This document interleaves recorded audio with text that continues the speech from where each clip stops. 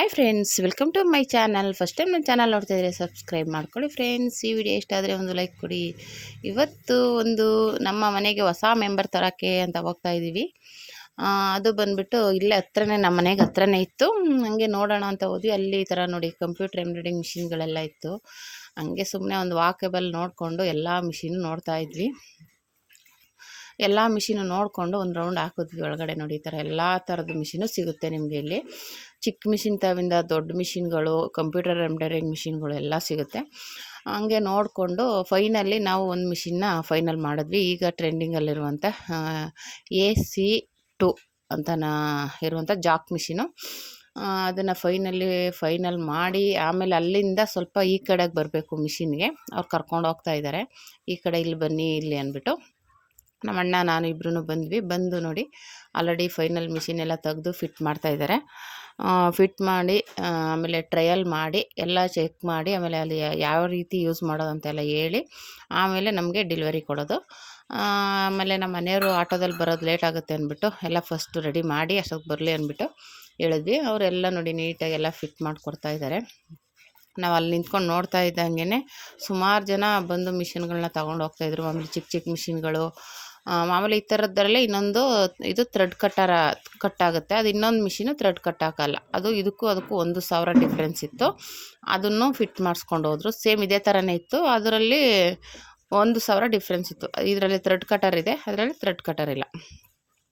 ನಾನು ಇದೇನು ಈ ಥರ ಇದೆ ಅಂತ ಕೇಳಿದೆ. ಅವರು ಅವಾಗ ಹೇಳಿದ್ರು ಇದು ಥ್ರೆಡ್ ಕಟರ್ ಇದೆ. ಅವರು ಥ್ರೆಡ್ ಕಟರ್ ಬೇಡ ಅಂತ ಇದು ತೊಗೊಂಡಿದ್ದಾರೆ, 1,000 ರೂಪಾಯಿ ಕಡಿಮೆ ಅದಕ್ಕೂ ಇದಕ್ಕೂ ಅಂತ ಹೇಳಿದ್ರು. ನೋಡಿ ಎಲ್ಲ ನೀಟಾಗಿ ಫಿಟ್ ಮಾಡ್ತಾಯಿದ್ದಾರೆ. ಹಾಗೆಯೇ ನಾವು ಅಲ್ಲೇ ನಿಂತ್ಕೊಂಡು ನೋಡ್ತಾ ಇದ್ದರೆ ಸೆಕೆಂಡ್ ಹ್ಯಾಂಡ್ ಮಿಷಿನು, ಇವಾಗ ಒಂದು ಸ್ವಲ್ಪ ಏನೋ ಆಗ್ಬಿಟ್ಟಿರುತ್ತೆ ಮಿಷಿನು, ಆ ಮಿಷಿನ್ನ ಕೊಟ್ಬಿಟ್ಟು ಅದನ್ನು ದುಡ್ಡು ಲೆಸ್ ಮಾಡಿ ಇನ್ನೊಂದು ಹೊಸ ಮಿಷಿನ್ ತೊಗೊಳ್ಳೋದು. ಆ ಥರ ಸುಮಾರು ಜನ ತೊಗೊಂಡು ಹೋಗ್ತಾಯಿದ್ರು. ಹಳೆ ಮಿಷಿನ್ ಹಾಕ್ತಾಯಿದ್ರು. ಆ ಥರ ಇವ್ರ ಹತ್ರ ಸರ್ವಿಸ್ ಇದೆ, ಸೇಲ್ ಇದೆ, ಎಲ್ಲ ಇದೆ, ಐಟಮ್ಸ್ ಎಲ್ಲ ಸಿಗುತ್ತೆ. ತುಂಬ ಚೆನ್ನಾಗಿದೆ. ನನಗಂತೂ ತುಂಬ ಇಷ್ಟ ಆಯಿತು. ನಾನು ಆ್ಯಕ್ಚುಲಿ ಮೆರಿಟ್ ಮಿಷಿನು ಇಲ್ಲೇ ತೊಗೊಂಡಿದ್ದು. ಅದು ತೊಗೊಂಡು ಇವಾಗ ಒಂದು 4-5 ವರ್ಷನೇ ಆಯಿತು. ಈಗ ಈ ಮಿಷಿನ್ ತೊಗೊಳ್ಳೋಣ, ಸ್ವಲ್ಪ ಕೆಲಸ ಫಾಸ್ಟಾಗಲಿ ಅಂತ ಅನ್ನಿಸ್ತು. ಅದಕ್ಕೋಸ್ಕರ ಈ ಮಿಷಿನ್ಗೆ ಹೋಗ್ತಾಯಿದ್ದೀನಿ. ಮತ್ತು ಇನ್ನೊಂದು ಅಂದರೆ ಈ ಮಿಷಿನ್ಗೇನೋ ನಾವು ದುಡ್ಡು ಹಾಕಿದ್ರೆ ಲಾಸ್ ಆಗೋಲ್ಲ. ನಾವೇನಾದ್ರು ಒಂದು ತಿಂಗಳಲ್ಲೇ ದುಡ್ಕೋಬೋದು, ಅದು ಬೇರೆ ಪ್ರಶ್ನೆ. ಆದರೆ ಜೀವನ ಪರ್ಯಂತ ಇದರಲ್ಲಿ ಸಂಪಾದನೆ ಮಾಡ್ಬೋದು ಅನ್ನಿಸ್ತು. ಇವಾಗ ಬೇರೆ ಏನೇನಕ್ಕೋ ದುಡ್ಡು ಹಾಕೋ ಬದಲು ಇದಕ್ಕೆ ಹಾಕಿದ್ರೆ, ಇನ್ವೆಸ್ಟ್ಮೆಂಟ್ ಮಾಡಿದ್ರೆ ಏನು ತೊಂದರೆ ಇಲ್ಲ, ನಮಗೆ ಕೆಲಸ ಫಾಸ್ಟಾಗುತ್ತೆ ಅಂತ ಯೋಚನೆ ಮಾಡಿನೇ ತೊಗೋಬೇಕು ಅಂತ ಡಿಸೈಡ್ ಮಾಡಿ ನಮ್ಮ ಅಣ್ಣ ನಾನಿಬ್ಬರು ಬಂದು ಇದಕ್ಕೆ ಪರ್ಚೇಸ್ ಮಾಡಿದ್ದು. ಬಿಲ್ಲೆಲ್ಲ ಹಾಕಿದ್ಮೇಲೆ ಈ ಥರ ಎಲ್ಲ ಫಿಟ್ ಮಾಡಿ ನಮ್ಮ ಎದುರುಗಡೆನೇ ಓಪನ್ ಮಾಡಿ ನೋಡ್ಕೊಳ್ಳಿ ಅಂತ ಹೇಳಿ ತೆಗೆದು ಓಪನ್ ಮಾಡಿ ಇದು ಮಾಡ್ತಾಯಿದ್ದಾರೆ. ಆಮೇಲೆ ನಾವು ಇಲ್ಲೇ ಇನ್ನೊಂದು ಮಿಷಿನ್ ಇತ್ತು. ಆ ಮಿಷಿನ್ ಬಂದುಬಿಟ್ಟು ಇನ್ನೂ 25,000 ಅದು ಇನ್ನೊಂದು ಏನೋ ಬೇರೆ ಹೆಸರಿತ್ತು. ಯಾರೋ ಅವರು ಟೈಲರ್ ಅಂಗಡಿನೋ ಏನೋ ಅಂಗಡಿ ಇದೆ. 3 ಮಿಷಿನ್ ಇದೆ ಆಲ್ರೆಡಿ. ಇದೊಂದು ತೊಗೋತಾಯಿದ್ವಿ ಯುಗಾದಿ ಹಬ್ಬಕ್ಕೆ ಅಂತ ಹೇಳ್ಬಿಟ್ಟು ತೊಗೊಂಡೋಗ್ತಾಯಿದ್ರು. ಹಂಗೆ ಒಂದೊಂದು ಮಿಷಿನ್ ತೊಗೊಂಡು ಹೋಗ್ತಾಯಿದ್ರು. ನಮ್ಮ ಮನೆಯಲ್ಲೂ ಸ್ವಲ್ಪ ಲೇಟ್ ಆಯಿತು ಬರೋದು, ನಮ್ಮ ಹುಡುಗನ ಕರ್ಕೊಂಬರೋ ಅಷ್ಟರಲ್ಲಿ. ಹಂಗಾಗಿ ಎಲ್ಲ ರೆಡಿ ಆಯಿತು. ಟ್ರಯಲ್ಲು ತೋರಿಸಿದ್ರು ಎಲ್ಲ. ಆದ್ರೂ ವೆಯ್ಟ್ ಮಾಡ್ತಾಯಿದ್ವಿ. ಅವಾಗ ಅಲ್ಲಿ ಬರೋರು ಹೋಗೋರನ್ನ ನೋಡ್ತಾ ಇದ್ವಲ್ಲ, ಹಾಗಾಗಿ ತುಂಬ ಜನನೇ ತೊಗೊಂಡೋಗೋರು, ಸರ್ವಿಸ್ ಅವರು, ಅದು ಇದು ಅಂತ ಬರ್ತಾನೆ ಇದ್ದರು, ಹೋಗ್ತಾನೆ ಇದ್ದರು. ನೋಡಿ ಫೈನಲ್ ಎಲ್ಲ ರೆಡಿಯಾಗಿದೆ. ಈಗ ನಮಗೆ ದಾರ ಹಾಕೋದ್ರಿಂದನೂ ತೋರಿಸ್ತಾ ಇದ್ದಾರೆ ಯಾವ ಥರ ದಾರ ಹಾಕ್ಕೊಳ್ಳೋದು. ಅಂದರೆ ಆಲ್ರೆಡಿ ನಮ್ಗೆ ಗೊತ್ತಿದೆ, ಸ್ವಲ್ಪ ಮೇಲ್ಗಡೆ ಒಂಚೂರು ಚೇಂಜ್ ಆಗುತ್ತೆ ಅಷ್ಟೇ, ಇನ್ನೇನಿಲ್ಲ ಡಿಫ್ರೆನ್ಸು. ಹಂಗಾಗಿ ದಾರ ಈ ಥರ ಹಾಕ್ಕೊಳ್ಳಿ, ಈ ಥರ. ಆಮೇಲೆ ಅದರಲ್ಲಿ ಸ್ವಿಚ್ದು ಏನಪ್ಪ ಅಂದರೆ ಕಡಿಮೆ ಮಾಡ್ಕೊಳ್ಳೋದು, ಜಾಸ್ತಿ ಮಾಡ್ಕೊಳ್ಳೋದು ಇದೆ, ಅದನ್ನು ತೋರಿಸಿದ್ರು. ನಿಮಗೆ ಸ್ಟಾರ್ಟಿಂಗ್ ಅಂದರೆ ಸ್ವಲ್ಪ ಕಡಿಮೆಲೇ ಇಟ್ಕೊಂಡು ಮಾಡಿ, ಒಂದು 500-1000ದಲ್ಲಿ. ಆಮೇಲೆ ನೀವು ಮಾಡ್ತಾ ಫಾಸ್ಟ್ ಮಾಡ್ಕೊಳ್ಳಿ. 5,000ದವರೆಗೂ ಇದೆ ಅದು ಫಾಸ್ಟು. ನೀವು ಕಮ್ಮಿ ಅಂದರೆ ಇವಾಗ ಸ್ಟಾರ್ಟಿಂಗ್ ಇವಾಗ ಕಲ್ತಿರೋರ್ಗಾದರೆ ಪರವಾಗಿಲ್ಲ, ಒಂದು 2,500-3,000ದಲ್ಲಿ ಇಟ್ಕೊಂಡು ಮಾಡ್ತಾರೆ, ಇಲ್ಲ 5,000 ಇಟ್ಕೊಂಡು ಮಾಡ್ತಾರೆ. ನೀವು ಈಗ ಮಾಡ್ತೀನಿ ಅಂತ ಇರೋದ್ರಿಂದ ಕಡಿಮೆನೇ ಇಟ್ಕೊಂಡು ಟ್ರೈ ಮಾಡಿ, ಆಮೇಲೆ ಫಾಸ್ಟ್ ಮಾಡ್ಕೊಳ್ಳಿ ಅಂತ ಹೇಳಿದ್ರು. ಹಾಗೆ ತೋರಿಸಿದ್ರಲ್ಲಿ ಸ್ಟಾರ್ಟಿಂಗಿಂದನೂ ಇದೆ. ನಾನು ಒಂದು 1,000ಕ್ಕೆ ಇಟ್ಕೊಂಡು ಮಾಡೋಣ ಅಂತ ಅದೇ ಅಂದ್ಕೊಂಡೆ. ಅಂದರೆ ನಮ್ಗೆ ಇನ್ನೂ ಅಂದರೆ ಸ್ಟ್ರೈಟ್ ಹೊಲಿಗೆಗಳು ಹಾಕ್ಬೋದು. ಈ ಬ್ಲೌಸ್ಗಳು ಕ್ರಾಸ್ ಕಟ್ಟಿಂಗ್ದು ಅವೆಲ್ಲ ಸ್ವಲ್ಪ ನಿಧಾನ ಆಗುತ್ತಲ್ವ, ಅದೆಲ್ಲ ಸ್ವಲ್ಪ ಟ್ರೈ ಮಾಡಬೇಕಾಗುತ್ತೆ. ಸ್ಟ್ರೈಟ್ ಆದ್ರೇನು ಫಾಸ್ಟಾಗಿ ಹಾಕ್ಕೊಂಡು ಹೋಗ್ಬಿಡ್ಬೋದು, ತೊಂದರೆ ಇಲ್ಲ. ಅದನ್ನು ಈ ಥರ ಸೂಜಿ ಎಲ್ಲ ಯಾವ ರೀತಿ ಹಾಕೋದು, ಮಾಮೂಲಿ ಮಿಷಿನ್ ಥರನೇ ಇದೆ. ಒಂದು ಸ್ವಲ್ಪ ಮೇಲ್ಗಡೆ ದಾರ ಮಾತ್ರ ಆ ಕಡೆಯಿಂದ ತೊಗೋಬೇಕು, ಅಲ್ಲೊಂದು ಸ್ಟ್ಯಾಂಡ್ ಇದೆಯಲ್ಲ ಆ ಕಡೆಯಿಂದ ತೊಗೋಬೇಕು. ಇನ್ನು ಮಿಕ್ಕಿದೆಲ್ಲ ಮಾಮೂಲಿ ಮುಂದೆಲ್ಲ ಸೇಮ್ ಅದೇ ರೀತಿಯೇ ಇದೆ, ನಮ್ಮ ಮಿಷಿನಲ್ಲಿ ಹೇಗಿರುತ್ತೋ ಸೇಮ್ ಅದೇ ರೀತಿಯೇ ಅದೊಂದು. ಆಮೇಲೆ ಇಲ್ಲಿ ಸೂಜಿ ಚುಚ್ಕೋಬಾರ್ದು ಅಂದ್ಬಿಟ್ಟು ಒಂದು ಕಂಬಿ ಥರ ಕೊಟ್ಟಿದ್ದಾರೆ. ಅದೇ ಸ್ವಲ್ಪ ಸೂಜಿ ಹಾಕ್ಕೊಳ್ಳೋಕೆ ಹಿಂಸೆ ಆಗುತ್ತೆ ಅಲ್ಲಿ. ಹಂಗಾಗಿ ಹಾಕೋಬೋದು, ತೊಂದರೆ ಏನಿಲ್ಲ. ಆದರೆ ಸ್ವಲ್ಪ ಅಲ್ಲಿ ಕೈ ತೂರ್ಸೋಕೆ ಕಷ್ಟ ಆಗುತ್ತೆ. ಆದರೆ ಅದು ಕೊಟ್ಟಿರೋದು ಏನಕ್ಕಪ್ಪ ಅಂದ್ರೆ ನಾವು ಸ್ಟಿಚ್ ಮಾಡುವಾಗ ನಾನು ಎಷ್ಟೋ ಸಲ ನಾನು ಬೆರಳು ಕೊಟ್ಬಿಟ್ಟಿದ್ದೀನಿ ಆ ಮಿಷಿನ್ಗೆ. ಹಂಗಾಗಿ ನನಗೆ ಅದು ಸೇಫ್ ಇರಲಿ ಅನ್ನಿಸ್ತು. ಅವ್ರು ತೆಗೆಸ್ಬಿಟ್ರು ಇನ್ನೊಂದು ಮಿಷಿನ್ನವರು, ನಮಗೆ ಬೇಡ ಅದು ಡಿಸ್ಟರ್ಬ್ ಆಗುತ್ತೆ ಅಂತ. ನನಗೆ ಅದು ಇರಲಿ ಅನ್ನಿಸ್ತು. ಯಾಕೆ ಅಂದರೆ ನಾನು 2-3 ಸಲ ಒಂದು ಬೆರಳನ್ನ ಹಿಂಗೆ ಇಳಿಬೇಕಾದ್ರೆ ಕೊಟ್ಬಿಡ್ತಿದ್ದೆ. ಅದಕ್ಕೋಸ್ಕರ ಇರಲಿ, ಎಷ್ಟೋ ಸಲ ಬೆರಳೊಳಗೆ ಸೂಜಿ ಹೊರಟೋಗಿರೋದು ಉಂಟು. ಹಂಗಾಗಿ ಅದಕ್ಕೋಸ್ಕರ ಅದು ಇರಲಿ ಅಂದ್ಬಿಟ್ಟು ನಾನೇನು ತೆಗ್ಸಿಲ್ಲ, ಹಾಗೆ ಇತ್ತು. ಹಾಗೆ ಈ ಥರ ಮಾಡಿ ನೋಡಿ ತೋರಿಸ್ತಾ ಇದ್ದಾರೆ. ಸ್ಟಿಚಿಂಗ್ ಯಾವ ಥರ ಬರುತ್ತೆ, ಅದೇ ಕಡಿಮೆ ಇಟ್ಟರೆ ಯಾವ ಥರ ಬರುತ್ತೆ, ಸ್ವಲ್ಪ ಜಾಸ್ತಿ ಮಾಡಿಕೊಂಡ್ರೆ ಯಾವ ಥರ ಬರುತ್ತೆ ಅಂತ ಅದನ್ನೇ ಸ್ವಲ್ಪನೇ ಹೇಳಿ ತೋರಿಸ್ತಾ ಇದ್ದಾರೆ. ಮತ್ತು ಐ ಸ್ಪೀಡ್ ಎಷ್ಟು ಇಟ್ಕೋಬೇಕು, ಮತ್ತು ಕಮ್ಮಿಯಾಗಿ ಇಟ್ಕೋಬೇಕು, ಮತ್ತು ಅದು ದಾರಾನ ಆಮೇಲೆ ನಮಗೆ ದೊಡ್ಡದು ದಾರ ಸ್ಟಿಚ್ ಮಾಡುವಾಗ ದೊಡ್ಡದು ಹೇಗೆ ಬರುತ್ತೆ, ಚಿಕ್ಕದು ಹೇಗೆ ಬರುತ್ತೆ ನೋಡ್ಕೊಳ್ಳಿ. ಇದು ಅದನ್ನ ರಫ್ ಮಾಡ್ತೀವಲ್ಲ ಅದನ್ನ ಇಟ್ಕೊಂಡೇ ತಿರುಗಿಸ್ಬೇಕು. ಅಲ್ಲಿ ಮಧ್ಯ ಹೋಲ್ ಇದೆಯಲ್ಲ ಕರೆಕ್ಟಾಗಿ ಅಲ್ಲಿಗೆ ನಿಂತ್ಕೋಬೇಕು. ಎಡಗಡೆಗೆ ಬಂದರೆ ಜಾಸ್ತಿ ದೊಡ್ಡ ಹೊಲಿಗೆ ಬರುತ್ತೆ, ಬಲಗಡೆ ಬಂದರೆ ಚಿಕ್ಕ ಹೊಲಿಗೆ ಬರುತ್ತೆ ಅಂತ ಹೇಳ್ತಾ ಎಲ್ಲ ತೋರಿಸಿದ್ರು. ಮತ್ತು ಅದೇ ಸ್ಟಿಚ್ಚಿಂಗು ಮಾಡಿ ನಮ್ಗೆ ಆಲ್ರೆಡಿ ಸ್ಟಿಚ್ಚಿಂಗ್ ಎಲ್ಲ ಬರೋದ್ರಿಂದ ಏನು ಪ್ರಾಬ್ಲಮ್ ಇಲ್ಲ. ಅದೇ ಒಂದು ಸ್ವಲ್ಪ ಕ್ರಾಸಾಗಿ ಇದು ಮಾಡೋದು ಅವೆಲ್ಲ ಸ್ವಲ್ಪ ನಿಧಾನಕ್ಕೆ ಪ್ರಾಕ್ಟೀಸ್ ಮಾಡಿದ್ರೆ ಆಗುತ್ತೆ ಅನ್ನಿಸ್ತು ನನಗೆ. ಅಂದರೆ ನಾನು ಒಂದಷ್ಟು ದಿನ ಗಾರ್ಮೆಂಟ್ಸಲ್ಲೂ ಕೆಲಸ ಮಾಡಿದ್ದೀನಿ, ಹಾಗಾಗಿ ಏನೋ ಹಂಗೆ ಅಷ್ಟು ಇದು ಅನಿಸ್ಲಿಲ್ಲ. ಆದರೆ ಸ್ವಲ್ಪ ಸ್ಟಾರ್ಟಿಂಗ್ ಅಲ್ವಾ, ಸ್ವಲ್ಪ ಪ್ರಾಕ್ಟೀಸ್ ಮಾಡಿದ್ರೆ ಆಗುತ್ತೆ ಅಂತ ಅನ್ನಿಸ್ತು. ಮತ್ತು ಆಮೇಲೆ ಅದೇ ಥರ ರಫ್ ಮಾಡ್ಕೊಳ್ಳೋದು. ಆಮೇಲೆ ಇನ್ನೊಂದು ಏನಪ್ಪ ಅಂದರೆ ಆ ಮಿಷಿನ್ಗೆ ಕೈ ಎಲ್ಲ ನಮ್ಮ ವೀಲ್ ಹತ್ರನೇ ಹೋಗ್ತಾ ಇರುತ್ತೆ. ಅಂದರೆ ನಾವು ಕಂಟ್ರೋಲ್ಗೆ ಇಟ್ಕೊಳ್ಳೋಕ್ಕೆ ವೀಲ್ ಹತ್ರ ತೆಗಿತಾ ಇರ್ತೀವಿ. ಇದರಲ್ಲಿ ಏನೂ ಇಲ್ಲ, 2 ಕೈನೂ ಒಂದೇ ಹತ್ರ ಇಟ್ಕೊಂಡು ಸ್ಟಿಚ್ ಮಾಡ್ಬೋದು. ಆ ಕಡೆದೇನೂ ಪ್ರಾಬ್ಲಮ್ ಇಲ್ಲ, ಟೆನ್ಷನ್ ಎತ್ತೋದು ಏನಿಲ್ಲ. ಆ ಥರ ಇರೋದ್ರಿಂದ ಕೆಲಸ ಫಾಸ್ಟಾಗುತ್ತೆ. ಇವಾಗ ಅದಾದರೆ ನಾವು ವೀಲ್ ಇಟ್ಕೋತೀವಿ, ನಿಲ್ಲಿಸ್ತೀವಿ, ಮತ್ತು ಟೆನ್ಷನ್ ಎತ್ಕೊಳ್ಳೋದು ಆ ಥರ ಎಲ್ಲ ಇದೆ. ಇದರಲ್ಲಿ ಏನೂ ಇಲ್ಲ, ಬರೀ ಸ್ಟಿಚಿಂಗ್ ಮಾಡಿಕೊಂಡು ಆರಾಮಾಗಿ ಹೋಗ್ಬೋದು. ಆಮೇಲೆ ದಾರನೂ ಅಷ್ಟೇ ಬೇಗ ಇದಾಗಲ್ಲ.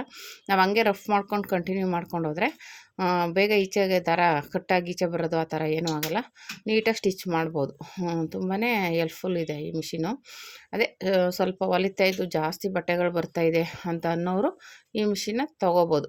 ನನಗಂತೂ ಫೈನಲಿ ನಾನು ತೊಗೋಬೇಕು ಅಂತ ಐಡಿಯಾನೇ ಇರಲಿಲ್ಲ. ಇದ್ದಕ್ಕಿದ್ದಂಗೆ ಕೆಲಸ ಡಲ್ಲಾಗಿರೋದ್ರಿಂದ ಸ್ವಲ್ಪ ಫಾಸ್ಟಾಗಿ ಮಾಡಿದ್ರೆ ಬೇಗ ಆಗುತ್ತೆ, ಸ್ವಲ್ಪ ನಮಗೂ ರೆಸ್ಟ್ ಸಿಗುತ್ತೆ. ಇವಾಗ ಬೇಗ ಫಾಸ್ಟಾಗಿ ಕೆಲಸ ಮಾಡಿದ್ರೆ ಸ್ವಲ್ಪ ರೆಸ್ಟ್ ಸಿಗುತ್ತೆ ಅಂತೇಳಿ ಅಂದ್ಕೊಂಡು ಫೈನಲಿ ತೊಗೋಬೇಕಂತ ಡಿಸೈಡ್ ಮಾಡಿದೆ. ನೋಡಿ ನನಗೂ ಹೇಳಿದ್ರು ಹೊಲೀರಿ ನೀವು ಒಂದು ಸಲ ಅಂತ. ಸುಮ್ಮನೆ ಹಂಗೆ ಟಚ್ ಮಾಡಿದ ತಕ್ಷಣ ಅದು ಮೂವ್ ಆಗುತ್ತೆ, ಅದೇನು ವೀಲ್ ಇದು ಮಾಡೋದೇ ಬೇಕಾಗಿಲ್ಲ. ಕಾಲಲ್ಲಿ ಸ್ವಲ್ಪ ಟಚ್ ಮಾಡಿದ್ರು ಹೋಗುತ್ತೆ. ಆಮೇಲೆ ಆ ಮೋಟ್ರ್ ಥರ ಜಾಸ್ತಿ ಪ್ರೆಸ್ ಮಾಡಬೇಕಾಗಿಲ್ಲ, ಒಂದು ಸ್ವಲ್ಪ ಟಚ್ ಮಾಡಿದ್ರೂ ಮೂವ್ ಆಗುತ್ತೆ. ಆಮೇಲೆ ಸೌಂಡ್ ಇಲ್ಲ, ಒಂಥರ ಎಲ್ಲ ಒಂಥರ ಡಿಫ್ರೆಂಟಾಗಿರೋದ್ರಿಂದ ಒಂಥರ ಖುಷಿ ಆಗುತ್ತೆ. ನೋಡಿ ಈ ಥರ ಟೆನ್ಷನ್ ಎತ್ಕೊಳ್ಳೋದು ಈ ಕಡೆ ಇದೆ ಅಂತೆಲ್ಲ ತೋರಿಸಿದ್ರು.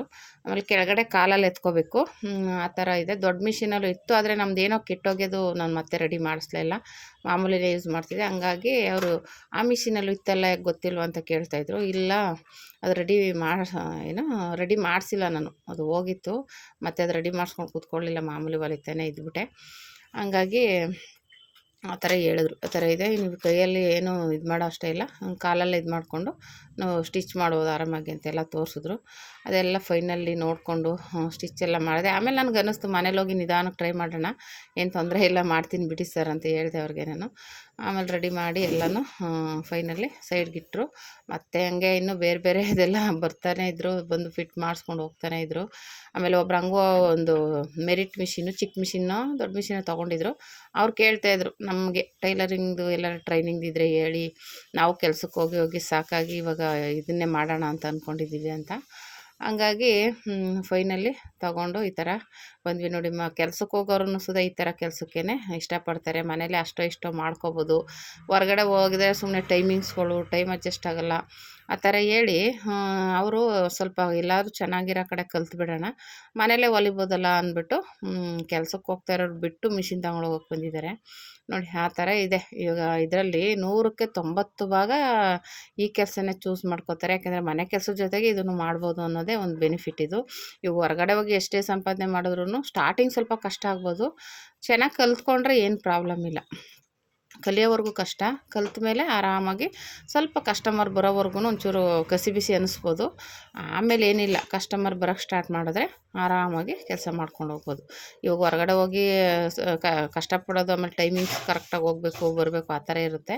ಇದು ನಮ್ಮ ಇಷ್ಟಾನುಸಾರ ಎಷ್ಟು ಬೇಕಾದರೂ ಹೊಲಿಬೋದು. ಆಮೇಲೆ ಆಲ್ಟ್ರೇಷನ್ದು ಹೊಲಿಬೋದು. ಈಗೆಲ್ಲ ನೈಟಿ, ಟಾಪು, ಡ್ರೆಸ್ಗಳೆಲ್ಲ ಸ್ಟಿಚಿಂಗ್ ಕೊಡ್ತಾರೆ. ಹಂಗಾಗಿ ಆಲ್ರೆಡಿ ಅದನ್ನೆಲ್ಲ ಸ್ಟಿಚ್ ಮಾಡ್ತಾ ಮಾಡ್ತಾ ಬ್ಲೌಸ್ಗಳು ಆಮೇಲೆ ಬರೋಕ್ಕೆ ಸ್ಟಾರ್ಟ್ ಮಾಡಿದ್ಮೇಲೆ ಹೊಲಿಬೋದು. ನಾವು ಹಂಗೇ ಮಾಡಿರೋದು. ಫಸ್ಟ್ಗೆ ಮಾಮೂಲಿ ಆಲ್ಟ್ರೇಷನ್ ಬಟ್ಟೆಗಳನ್ನೇ ಮಾಡಿ ಆಮೇಲೆ ಬ್ಲೌಸ್ಗಳು ಮಾಡಿ ಹಂಗೆ ಒಂದು ಸ್ಟೆಪ್ ಬೈ ಸ್ಟೆಪ್ ಹತ್ಕೊಂಡು ಇವತ್ತು ಇನ್ನೂ ಒಂದು ಈ ಥರ ದೊಡ್ಡ ಮಿಷಿನ್ ತೊಗೊಳ್ಳೋ ಅಷ್ಟು ಲೆವೆಲ್ಗೆ ಬೆಳೆದಿದ್ದೀವಿ ಅಂತಲೇ ಹೇಳ್ಬೋದು. ಅಂದರೆ ನಾವು ಒಂಥರ ಸ್ಟೆಪ್ ಬೈ ಸ್ಟೆಪ್ ಮೆಟ್ಲು ಹತ್ಕೊಂಬತ್ತೀವಲ್ಲ, ಆ ಥರ ಒಂದೇ ಸಲ ಮೇಕ್ ಹತ್ತಕ್ಕಾಗಲ್ವಲ್ಲ, ಹಂಗೆ ಒಂದೊಂದು ಸ್ಟೆಪ್ಪಲ್ಲೇ ಹತ್ಕೊಂಡು ಬಂದಿರುವಂಥದ್ದು. ನೋಡಿ ಈ ಥರ ಅದು ಮಿಷಿನ್ನು ಜೊತೆಗೆ ಒಂದು 3 ಸ್ಕ್ರೂ ಡ್ರೈವರು, ಇದು ಆಯಿಲ್ ಪಾಕೆಟ್ ಕೊಟ್ಟಿದ್ದಾರೆ. ಅದು ಆಯಿಲ್ ಹಾಕಬೇಕು ಒಳಗಡೆ. ಮತ್ತು ಒಂದು ಪ್ಯಾಕೆಟ್ ಸೂಜಿ, ಒಂದು ಇದು ಬಾಬಿನ್ ಕೊಟ್ಟಿದ್ದಾರೆ. ಆಲ್ರೆಡಿ ಒಂದು ಬಾಬಿನು ಅದರಲ್ಲೇ ಇತ್ತು. ನಾನು ಎಕ್ಸ್ಟ್ರಾ ಬಾಬಿನ್ ತೊಗೊಂಡೆ, ಇರಲಿ ದಾರ ಗಿರ ಸುತ್ಕೊಳ್ಳೋಕ್ಕೆ ಎಮರ್ಜೆನ್ಸಿಗೆ. ಒಂದು 2-3 ಬ್ಲೌಸ್ ಹೊಲಿತೀವಿ ಅಂದರೆ ದಾರ ಫಸ್ಟೇ ಸುತ್ತಿಟ್ಕೊಂಡ್ಬಿಟ್ರೆ ನಾವು ಹೊಲಿತಾನೆ ಅದ್ರ ದಾರ ಸುತ್ತುತ್ತೆ. ಹಾಗಾಗಿ ಹಾಕಿಟ್ಬಿಟ್ರೆ ನಾವು ನೆಕ್ಸ್ಟ್ ಬ್ಲೌಸ್ಗೆ ರೆಡಿ ಆಗುತ್ತೆ, ಅದು ಸ್ಟಿಚಿಂಗ್ ಮಾಡ್ಕೊಳ್ಳೋಕೆ ಈಸಿ ಆಗುತ್ತೆ ಅಂದ್ಬಿಟ್ಟು ನಾನು ಒಂದು 10 ಬಾಬಿನು, ಸೂಜಿ, 1-2 ಪ್ಯಾಕೆಟು, ಒಂದು ಕತ್ರಿ ಎಲ್ಲ ತೊಗೊಬಂದೆ. ಮತ್ತು ಹಂಗೆ ಕತ್ರಿ ಅಂತೂ ಈ ಮಿಷಿನ್ ಮೇಲೂ ಒಂದಿರಬೇಕು, ನನಗೆ ಆ ಮಿಷಿನ್ ಮೇಲೆ ಇರಬೇಕು. ಯಾಕಂದರೆ ಆ ಮಿಷಿನ್ ಏನು ಬಿಡೋಲ್ಲ, ಅದನ್ನು ರನ್ ಮಾಡ್ತೀನಿ. ಹಂಗಾಗಿ ಎರಡರೂ ಇರಲಿ ಅಂದ್ಬಿಟ್ಟೆ. ಸುಮ್ಮನೆ ಒಂದೇ ಕತ್ರಿನ 2 ಕಡೆ ಇಡೋಕ್ಕಾಗಲ್ಲ, ಅದಕ್ಕೋಸ್ಕರ ಇರಲಿ ಅಂದ್ಬಿಟ್ಟು ಒಂದು ಕತ್ರಿನ ತೊಗೊಬಂದೆ. ಈ ರೀತಿ ಎಲ್ಲನೂ ತೊಗೊಬಂದು ಮನೇಲಿ ಅಣ್ಣ ಎಲ್ಲ ಜೋಡಿಸ್ಕೊಡ್ತಾಯಿದ್ದಾರೆ. ಅಂದರೆ ಟೇಬಲ್ ಏನಿಲ್ಲ, ಟೇಬಲ್ಗೆ ಸ್ಟ್ಯಾಂಡ್ ಇತ್ತಲ್ಲ ದಾರ ಹಾಕೋದು, ಅದೊಂದನ್ನು ಮಾತ್ರ ಅದು ಮುರಿದು ಹೋಗ್ಬಿಡುತ್ತೆ ಆಟೋದಲ್ಲಿ ಇಡುವಾಗ ಅಂದ್ಬಿಟ್ಟು ತೆಗ್ದಿದ್ರು. ಇವಾಗ ಅದನ್ನು ಹಾಕಿ ಫಿಟ್ ಮಾಡಿ ಮತ್ತೆ ಆಯಿಲ್ ಹಾಕ್ತಾಯಿದ್ದಾರೆ. ನೀಟಾಗಿ ಅದು ಕರೆಕ್ಟಾಗಿ ಎಷ್ಟು ಬೇಕೋ ಅಷ್ಟು ಒಂದು ಪ್ಯಾಕೆಟ್ ಹಾಕಿದ್ರೆ ಕರೆಕ್ಟಾಗಿ ಆಗುತ್ತಂಥದ್ದು. ಅದೇ ಅವ್ರು ಹೇಳಿದ್ರು, ಇದೊಂದು ಹಾಕಿದ್ರೆ ಕರೆಕ್ಟಾಗಿ ಆಗುತ್ತೆ. ಆಮೇಲೆ ತೋರಿಸಿದ್ರು, ಇಲ್ಲೊಂದು ಏನೋ ಮಾರ್ಕ್ ಇದೆ, ಅಲ್ಲಿವರೆಗೂ ಮಾತ್ರ ಹಾಕಿ ಅಂತ. ಇಲ್ಲ ಅಂದರೆ ಅದು ಬಿಟ್ಟರೆ ನೀವು ಜಾಸ್ತಿ ಹಾಕಿದ್ರೆ ಬಟ್ಟೆಗಳಿಗೆಲ್ಲ ಆಗುತ್ತೆ ಆಯಿಲು, ನೋಡ್ಕೊಳ್ಳಿ ಅಂತ ಹೇಳಿದ್ರು. ಮತ್ತು ಅಲ್ಲಿ ಒಂದು ಹೋಲಿದೆ, ಒಂದು ನಟ್ಟಿದೆ. ಅದು ಯಾಕಪ್ಪ ಅಂದರೆ ಆಯಿಲ್ ತೆಗಿಯೋಕ್ಕೆ, ಆಯಿಲ್ನ ಕೆಳಗಡೆ ಅದು ನಟ್ಟು ಬಿಚ್ಚಿದ್ರೆ ಕೆಳಗಡೆ ನಾವು ಬಾಟಲ್ ಇಟ್ಕೊಂಡ್ರೆ ಅಲ್ಲಿಗೆ ಹೋಗುತ್ತೆ ಆಯಿಲು. ಆಮೇಲೆ ಹೊಸ ಆಯಿಲ್ನ ಹಾಕ್ಕೋಬೇಕು. ಆಮೇಲೆ ಆಯಿಲ್ ಬಂದ್ಬಿಟ್ಟು ಯೆಲ್ಲೋ ಕಲರ್ ಆಗಬೇಕು, ಅದಾದಮೇಲೆ ಚೇಂಜ್ ಮಾಡಿ ಅಂತ ಹೇಳಿದ್ರು. ಅದಕ್ಕೂ ಅಲ್ಲಿವರೆಗೂ ಯೂಸ್ ಮಾಡಿ ಅದು ಯೆಲ್ಲೋ ಕಲರ್ ಆದಮೇಲೆ ಅದನ್ನು ತೆಗೆದುಬಿಟ್ಟು ಹೊಸ ಆಯಿಲ್ ಹಾಕ್ಕೊಳ್ಳಿ ಅಷ್ಟೇ. ಅದು ಒಂದು 6 ತಿಂಗಳು 1 ವರ್ಷ ಬರುತ್ತೆ, ಏನು ತೊಂದರೆ ಇಲ್ಲ ಬಿಡಿ ಅಂತ ಹೇಳಿದ್ರು. ಆ ಥರ ಅದೊಂದು ಪ್ಯಾಕೆಟ್ ಆಯಿಲ್ ಹಾಕ್ಕೊಂಡು ಹಾಕ್ಬಿಟ್ಟು ಹಂಗೆ ಮಿಷಿನ್ನ ಹಾಕ್ತಾಯಿರೋದು. ಅದಕ್ಕೆ ಹೇಳಿದ್ನಲ್ಲ, 3 ಸ್ಕ್ರೂ ಡ್ರೈವರ್ಗಳು ಕೊಟ್ಟಿದ್ದಾರೆ, ಚಿಕ್ಕದು ದೊಡ್ಡದು ಆ ಥರ 3 ಇದೆ. ಅಂದರೆ ಒಟ್ಟಲ್ಲಿ ಈ ಮಿಷಿನ್ಗೆ ಯೂಸ್ ಆಗೋದು ಅಂದ್ಕೊತೀನಿ. ಆಮೇಲೆ ಮಾಮೂಲಿ ಅದು ಹೇಳಿದ ಒಂದು ಪ್ಯಾಕೆಟ್ ಸೂಜಿ, ಒಂದು ಬಾಬಿನ್ ಕೊಟ್ಟಿದ್ದಾರೆ. ಆಮೇಲೆ ನಾನು ಎಕ್ಸ್ಟ್ರಾ ತೊಗೊಂಡೆ, ಎಕ್ಸ್ಟ್ರಾ ಒಂದಲ್ಲ 1-2 ಪ್ಯಾಕೆಟ್ ಸೂಜಿ, ಒಂದು 10 ಬಾಬಿನೇ ತೊಗೊಂಡೆ. ಇರಲಿ ಮತ್ತೆ ಇವಾಗ ದಾರ ಸುತ್ಕೊಳ್ಳೋಕ್ಕೆ ಈಸಿಯಾಗಿರುತ್ತೆ, ಅವಾಗ ಬೇಗ ಆಗುತ್ತೆ, ಫಾಸ್ಟಾಗಿ ಇನ್ನೂ ಕೆಲಸ ಆಗ್ಬೋದು ಅನ್ನೋ ಒಂದು ಐಡಿಯಾದ ಮೇಲೆ ತೊಗೊಂಡೆ.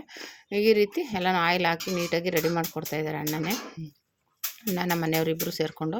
ಅಂದರೆ ಮಾಮೂಲಿ ತಲೆ ಮೇಲ್ಗಡೆ ಮಿಷಿನ್ನ ಹಂಗೆ ತೆಗೆದುಬಿಟ್ಟಿದ್ವಿ, ಅದೇನು ನಾವು ಮಾಡಿಲ್ಲ. ಮಾಮೂಲಿ ಇದನ್ನು ಮಾತ್ರ ಆಟೋದ ಮೇಲ್ಗಡೆ ಕಟ್ಕೊಂಡು ತೊಗೊಬಂದಿದ್ದು. ಹಾಗಾಗಿ ಹಂಗೇನು ಪ್ರಾಬ್ಲಮ್ ಏನು ಆಗಲಿಲ್ಲ. ಬಂದಮೇಲೆ ಅದೇ ಸ್ವಲ್ಪ ಇಳಿಸ್ಕೊಂಡು ಬಂದು ಮನೇಲೇ ಇಟ್ಟಿದ್ದೀನಿ ಮಿಷಿನ್ನು, ಇನ್ನೂ ಅಂಗಡಿಗೆ ಶಿಫ್ಟ್ ಮಾಡಿಲ್ಲ. ಅಂಗಡಿಗೆ ಶಿಫ್ಟ್ ಮಾಡಬೇಕು ಅಂದರೆ ಇನ್ನು ಆ ಮಿಷಿನೆಲ್ಲ ತೆಗಿಬೇಕು ಒಂದು, ಮತ್ತು ಅದು ಇನ್ನೂ ಅದಕ್ಕೆ ಸ್ವಿಚ್ ಬೋರ್ಡ್ಗಳು ತರಬೇಕು. ಹಾಗಾಗಿ ಆಮೇಲೆ ಇದಕ್ಕೆ ದೊಡ್ಡ ಪಿನ್ ಬೇಕು, ಅದೆಲ್ಲ ನೋಡಿಬಿಟ್ಟು ಅಣ್ಣ ನಾಳೆ ತಂದು ಕೊಡ್ತೀನಿ ಅಂತ ಹೇಳಿದ್ರು. ಅದಕ್ಕೋಸ್ಕರ ಸರಿ ನಾಳೆನೇ ಬರಲಿ. ಆಮೇಲೆ ಲೇಟ್ ಆಯಿತು, ನಾವು ಬರೋ ಅಷ್ಟರಲ್ಲೇ ಒಂದು 7-8 ಗಂಟೆ ಆಗೋಯ್ತು. ಹಂಗಾಗಿ ಆಯಿತು ಬಿಡು, ನಾಳೆನೇ ರೆಡಿ ಮಾಡ್ಕೊಂಡ್ರೆ ಆಯಿತು. ನಾಳೆ ಶುಕ್ರವಾರ ಹೆಂಗಿದ್ರು ಅಂಗಡಿಗೆ ಶಿಫ್ಟ್ ಮಾಡ್ಕೊಳ್ಳೋಣ. ಇವಾಗ ಸದ್ಯಕ್ಕೆ ಇಲ್ಲೇ ಪೂಜೆ ಮಾಡಿಬಿಡೋಣ, ಹೆಂಗಿದ್ರು ಗುರುವಾರ ರಾಘವೇಂದ್ರ ಸ್ವಾಮಿ ವಾರನೇ ಬಂದೈತೆ ಮಿಷಿನ್ ಅಂದ್ಬಿಟ್ಟು ಪೂಜೆ ಮಾಡಿಬಿಡ್ರ ಅಂತ ಎಲ್ಲ ರೆಡಿ ಮಾಡಿಕೊಂಡೆ.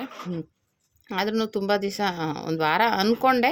ಅಂದರೆ ಇದು ಸಡನ್ನಾಗಿ ಫಿಕ್ಸ್ ಆಗಿದ್ದು, ತೊಗೋಬೇಕು ಅಂತ ಇದ್ರೂ ಸಡನ್ನಾಗಿ ಆಮೇಲೆ ತೊಗೊಳ್ಳೋಣ ಅಂದ್ಕೊಂಡು ಸಡನ್ನಾಗಿ ಫಿಕ್ಸ್ ಆಯಿತು. ಅಂತೂ ಇಂತೂ ಏನೋ ಒಂದು ಇದು ಮಾಡಿ ನಮ್ಮ ಮನೆಗೆ ಲಕ್ಷ್ಮಿನೇ ಬಂತು. ಅದು ಹಳೇದು ಮಿಷಿನು ಲಕ್ಷ್ಮಿನೇ, ಇದು ಇವಾಗ ಇನ್ನೂ ನಾವು ಜೀವನ ಪರ್ಯಂತ ಯೂಸ್ ಮಾಡುವಂಥ ಲಕ್ಷ್ಮಿ ಅಂತಲೇ ಹೇಳ್ಬೋದು. ನೋಡೋಣ ನೆಕ್ಸ್ಟ್ ಇನ್ನು ಯಾವ ಥರ ತೊಗೋಬೇಕು ಅನಿಸುತ್ತೆ ಗೊತ್ತಿಲ್ಲ. ಸದ್ಯಕ್ಕೆ ಇವಾಗಂತೂ ಈ ಮಿಷಿನ್ ಅಂತೂ ತುಂಬ ದಿನವೇ ಯೂಸ್ ಮಾಡ್ಬೋದು, ನಮಗೂ ಕೆಲಸ ಫಾಸ್ಟಾಗಿ ಮಾಡ್ಕೋಬೋದು ಅನ್ನಿಸುತ್ತೆ. ತುಂಬಾ ಖುಷಿ ಆಗ್ತಾಯಿದೆ ನನಗೆ. ಅಂದರೆ ಸಡನ್ನಾಗಿ ತೊಗೋಬೇಕು ಅಂತಲೇ ಅಂದ್ಕೊಂಡಿರಲಿಲ್ಲ. ನಮ್ಮ ಫ್ರೆಂಡೊಬ್ಬರು ತುಂಬ ದಿನ ವೆಯ್ಟ್ ಮಾಡೋ ಬದಲು ಬೇಗನೆ ತೊಗೊಬಿಡು, ಬೇಗ ಕೆಲಸಗಳು ಫಾಸ್ಟಾಗಿ ಆಗುತ್ತೆ ಅಂತ ಹೇಳಿದ್ರು. ಹಂಗಾಗಿ ಮಿಷಿನ್ನ ತೊಗೋಬೇಕಾಯ್ತು. ನಾನು ತೊಗೋಬೇಕು ಅಂತ ಐಡಿಯಾನೇ ಇರಲಿಲ್ಲ. ಒಬ್ಬ ಫ್ರೆಂಡು ತೊಗೊಂಡಿದ್ರು, ಅವ್ರು ನೋಡಿ ನನಗೂ ಫಾಸ್ಟಾಗಿ ಆಗುತ್ತೆ ಕೆಲಸ ತೊಗೋಬೇಕು ಅನ್ನಿಸ್ತು. ಇನ್ನೊಬ್ಬ ಫ್ರೆಂಡ್ ಬಂದ್ಬಿಟ್ಟು ಇನ್ನೂ ತುಂಬ ದಿನ ವೆಯ್ಟ್ ಮಾಡೋ ಬದಲು ಈಗ ಅಡ್ಜಸ್ಟ್ ಮಾಡಿ ತೊಗೊಬಿಟ್ರೆ ಕೆಲಸಗಳು ಫಾಸ್ಟಾಗಿ ಆಗುತ್ತೆ, ನಿನ್ಗೆ ಒಂದು ಸ್ವಲ್ಪ ರೆಸ್ಟ್ ಮಾಡ್ಬೋದು, ಬೇಗ ಕೆಲಸ ಮುಗಿದ್ರೆ. ಆಮೇಲೆ ಇಲ್ಲಿ ಎಕ್ಸ್ಟ್ರಾ ಕೆಲಸ ಸುಮಾರು ಆಲ್ಟ್ರೇಷನ್ ಬಟ್ಟೆಗಳು ತಗೊಳ್ಳಲ್ಲ ನಾನು, ಆಗಲ್ಲ ಅಂತ ಕಳಿಸ್ತೀನಿ. ಆವಾಗ ಏನು ಮಾಡ್ಬೋದು, ಆ ಕೆಲಸನೂ ಮಾಡ್ಕೋಬೋದು. ಹಂಗಾಗಿ ಕೆಲಸ ಫಾಸ್ಟಾಗಾದರೆ ಆರಾಮಾಗಿ ಎಲ್ಲ ಕೆಲಸನೂ ಮಾಡ್ಕೋಬೋದು, ಮನೆ ಕೆಲಸನೂ ಸ್ವಲ್ಪ ಫ್ರೀ ಆಗುತ್ತೆ. ಆ ಥರ ಅವ್ರು ಹೇಳಿದಾಗ ನನಗೆ ತುಂಬಾ ಖುಷಿಯಿಂದ ಆವಾಗ ಮನಸ್ಸು ಮಾಡಿದೆ, ತೊಗೊಬಿಡೋಣ. ಇವಾಗ ಏನೇನಕ್ಕೋ ದುಡ್ಡುಗಳ್ನ ಸುರಿತಾನೆ ಇರ್ತೀವಿ, ಲೆಕ್ಕನೇ ಇಲ್ಲ, ಇದಕ್ಕೆ ಅಂದ್ಬಿಟ್ಟು ಖರ್ಚು ಆಗ್ಬಿಡ್ತಾನೆ ಇರುತ್ತೆ. ಹಂಗಾಗಿ ಆರಾಮಾಗಿ ಇದಕ್ಕೆ ಹಾಕಿದ್ರೆ ತೊಂದರೆ ಏನಿಲ್ಲ ಅಂತ ಹಂಗಾಗಿ ಈ ಮಿಷಿನ್ನ ತೊಗೊಳಕ್ಕೆ ತಗೊಂಡು ಬಂದು ಫೈನಲಿ ಪೂಜೆ ಮಾಡಿ ಆಯಿತು. ನೋಡಿ ಈ ಥರ ಪೂಜೆ ಮಾಡಿದ್ದೀನಿ, ತುಂಬಾ ಖುಷಿ ಆಗ್ತಾಯಿದೆ. ನೋಡೋಣ, ದೇವರು ಆಶೀರ್ವಾದ ಇನ್ನೂ ಮುಂದಕ್ಕೆ ಇನ್ನೂ ಸ್ವಲ್ಪ ಹಂಗೆ ಇಂಪ್ರೂವ್ ಮಾಡ್ಕೊಂಡು ಹೋಗ್ಬೇಕು ಅನ್ನೋದು ತುಂಬ ಆಸೆ ಇದೆ.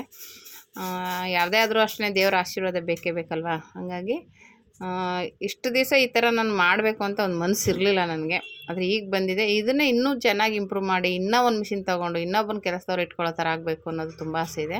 ನೋಡೋಣ ದೇವರ ಆಶೀರ್ವಾದ ಹೇಗಿರುತ್ತೋ ಗೊತ್ತಿಲ್ಲ. ಇನ್ನು ಮುಂದಕ್ಕೂ ಇದೇ ರೀತಿ ಮಾಡ್ಕೊಂಡು ಹೋಗೋಣ ಅಂದ್ಬಿಟ್ಟು ಮನಸ್ಸು ಮಾಡಿದ್ದೀನಿ, ಇಂಪ್ರೂವ್ ಆಗಬೇಕು ಅಂತ. ನೋಡಿ ಫೈನಲಿ ಈ ರೀತಿ ಪೂಜೆ ಎಲ್ಲ ಆಗಿ ಸ್ಟಾರ್ಟ್ ಮಾಡಿದೆ. ಆದರೆ ಸ್ಟಿಚಿಂಗ್ ಮಾಡೋದೇನು ವೀಡಿಯೋ ಮಾಡಿಲ್ಲ, ಎಲ್ಲ ಆದಮೇಲೆ ಒಂದು ಸ್ವಲ್ಪ ಹೊಲಿದೆ. ಒಂದು ಬ್ಲೌಸಲ್ಲಿ ಒಂದು ಅರ್ಧ ಹೊಲಿದೆ, ಯಾಕೆಂದರೆ ಅದು ನನಗಿನ್ನೂ ಸ್ಟ್ರೇಟ್ ಹೊಲಿಗೆಗಳು ಹಾಕ್ಬೋದು, ಇದ್ರದ್ದೆಲ್ಲ ಹಾಕೋಕ್ಕೆ ಸ್ವಲ್ಪ ಕಸಿಬಿಸಿನೇ ಅನ್ನಿಸ್ತು. ಕ್ರಾಸಾಗಿರೋದು ನೆಕ್ಗಳು ಅವೆಲ್ಲ ಹೊಲಿಯೋಕ್ಕೆ ಸ್ವಲ್ಪ ಕಸಿಬಿಸಿ ಅಂತಲೇ ಅನ್ನಿಸ್ತು. ಅದೇ ಸ್ವಲ್ಪ ಸ್ಲೋ ಇಟ್ಕೊಂಡು ಸ್ಟಿಚ್ ಮಾಡ್ತಾ ಐ ಮಾಡ್ಕೋಬೇಕಾಗುತ್ತೆ. ಯಾಕೆಂದರೆ ನಾನು ಯೂಸೇ ಮಾಡಿಲ್ಲ, ಅಂದರೆ ತುಂಬ ದಿವಸದಲ್ಲೇ ಅವಾಗ ಯೂಸ್ ಮಾಡಿದ್ದು ಗಾರ್ಮೆಂಟ್ಸಲ್ಲಿ, ಅದೂ ಇಲ್ಲ ಈ ಥರ ಅಲ್ಲ. ಹಂಗಾಗಿ ಧೈರ್ಯ ಮಾಡಿ ತೊಗೊಂಡಿದ್ದೀನಿ. ನೋಡಿ ಫೈನಲಿ ಪೂಜೆನೂ ಮಾಡ್ತಾಯಿದ್ದೀನಿ.